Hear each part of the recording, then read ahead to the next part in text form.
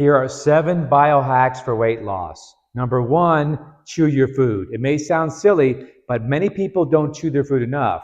When you chew your food between 15 and 20 times per bite, what happens is your body will be able to digest it better and you will feel fuller after you do that. So chewing your food helps you slow down eating, which also makes you feel full. And again, you break the food down easier, so you will have more exposure to the enzymes in your digestive system, and you'll absorb the food better, so your cells will be fed, and that will reduce your appetite. So that's a big thing.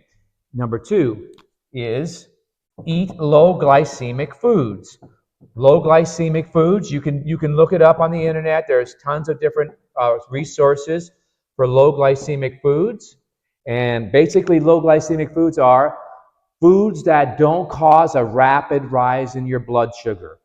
Foods that do cause a rapid rise in your blood sugar also drop it down very quickly, and that causes you to become very hungry very quickly. So if you eat lower glycemic foods, your blood sugar will rise less quickly, you won't make as much insulin, and your body will be much fuller, and you'll be able to lose weight that way. And also remember, too, that eating low glycemic foods has to do with having lower insulin production. Lower insulin production reduces your insulin resistance. Insulin resistance is behind your gaining the weight. There are half of the United States people, the population, half of the United States population is insulin resistant. That means their body doesn't handle insulin correctly. So following these suggestions will help you. And we're going to take a deeper dive into fixing your insulin resistance if you go to our free masterclass coming up October 24th, Thursday at 7 p.m. It's going to be on Zoom. So click the link below and you'll get that. The third thing is, number 3, is you want to keep your blood glucose below 170 after a meal. So your glucose should be less than 170 after a meal, right?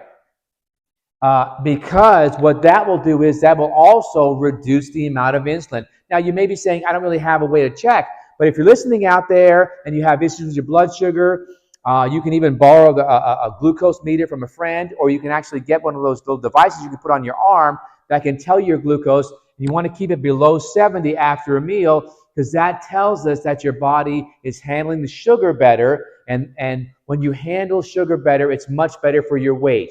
Because the truth is that excess blood sugar turns into fat. And if you're struggling with weight gain or not being able to lose weight or gaining weight, you got to do this stuff, and you got to keep your sugar below the 170 mark. Okay. Number 4 is you want to check what it's called your HbA1c, your hemoglobin A1c. That's a blood test, very common now, but you make sure you check at least twice a year, sometimes 3 or 4 times a year, depending on what you're doing, to monitor it. But a hemoglobin A1c tells you what your average blood sugar is.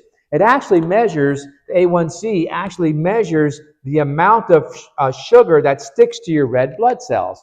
And we want to keep that definitely between 5 and 5.3. So that will be the goal, between 5.0 and 5.3. Now, lower than 5 is not good either, or above 5.3 is not good. Either extreme is not good, because if you watch my videos and you learn something from me, one of the most common things I say is it's all about balance.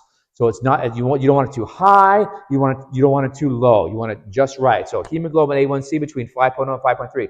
Because what happens is, this is really a measurement of diabetes, right? So the definition of diabetes is being 6.4 or higher, right? That's diabetes. But the reality of that is true, too, is that you can have these levels of your A1C. If your sugar levels are below this or higher than this, you're going to get some symptoms that can mimic diabetes, especially weight gain. So if your A1C is above 5.3, that's not a good thing, okay? All right, the next thing is have your fasting insulin levels checked. Number 5, check your insulin. Why? Because your insulin is important. That's linked to insulin resistance. And you have to know how much insulin to have to see if your body is insulin resistant. So insulin resistance is a situation where your body cells start to rebel against the insulin. The insulin helps the sugar get into the cell.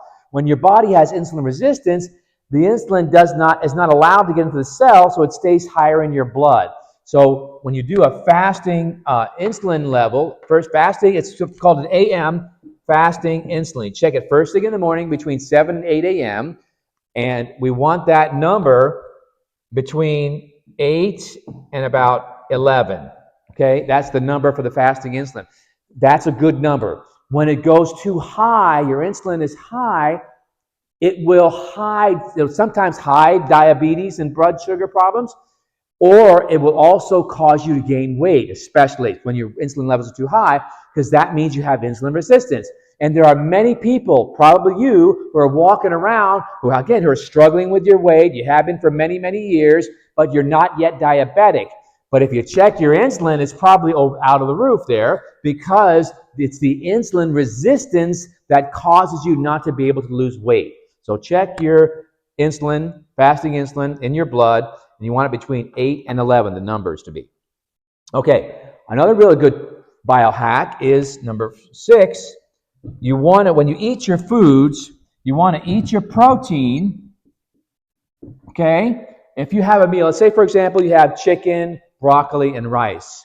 You want to eat the protein first, the veggies second, okay? So veggies second, and then your starch third in the same meal.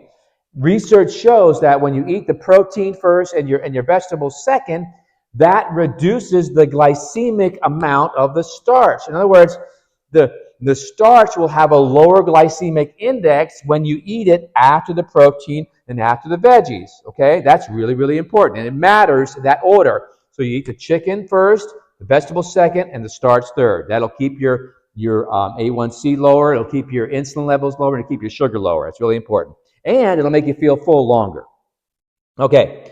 And last but not least, number 7, you want to make sure that you have, if you're going to have a carbohydrate, you should have it with protein or fat. So, for example, for breakfast, if you like to eat oatmeal, which is a very high glycemic food, and it's a carbohydrate, if you have the oatmeal with protein, like an egg, or some fat, maybe like an avocado, or like an omelet, a vegetable omelet, then you're going to get a better effect and a more balanced blood sugar, and you're going to be less cravings, and you will also be very helpful. It will be very helpful to helping you to lose weight. Okay, so those are my 7 biohacks for weight loss. Again, this is Dr. Aaron Chadwick, part of Your Nutrition Physicians.